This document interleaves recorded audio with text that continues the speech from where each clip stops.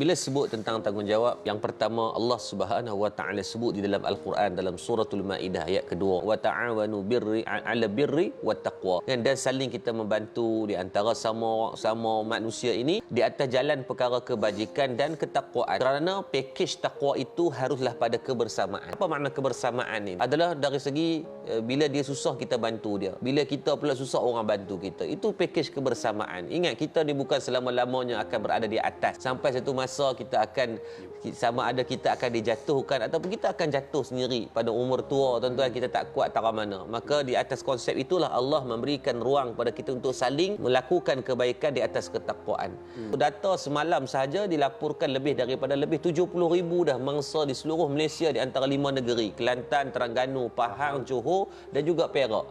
Ini negeri-negeri yang terkesan daripada akibat banjir. Maka Allah bagi musibah ni bukan atas tiket politik, tapi atas tiket mana kita sebagai manusia dan hamba Allah Subhanahu wa taala. Nabi sallallahu alaihi wasallam sebut dalam satu hadis, Nabi kata apa? May yassara ala mu'sirin yassarallahu alaihi fi ad-dunya wal akhirah. Nabi kata apa? Siapa yang mempermudahkan ke atas urusan orang lain, kan, maka nescaya Allah Subhanahu wa taala akan memudahkan urusan kita dunia dan akhirat. Maka hari ini adalah macam mana kita nak respon sebagai satu tanggungjawab sebagai umat Islam.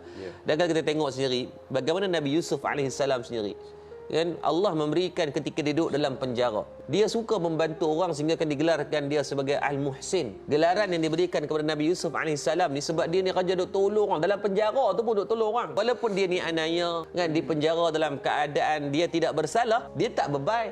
Dia tak buat perangai pelik-pelik. Apa yang dia buat adalah dia membantu sehingga kan digelarkan dia di satu gelaran Al-Muhsin, yang digolongan orang yang suka berbuat baik kepada orang lain.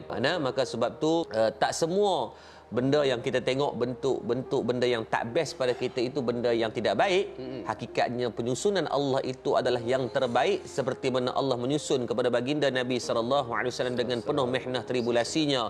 Allah beri kepada Nabi Yusuf AS, Allah beri kepada Nabi Musa AS, Allah beri kepada Nabi Ibrahim AS. Maka bentuk-bentuk ujian ini adalah mungkin pada sudut pandang kita berat dan sudut tanggungannya, tapi itu adalah yang terbaik dalam urusan tarbiyah kita di sisi Allah Subhanahu wa taala. Maka tanggungjawab bersama beriman dengan suratul Maidah untuk kita saling wa ta'awanu 'ala birri wat taqwa, itu atas dasar takwa kita bersama insya-Allah.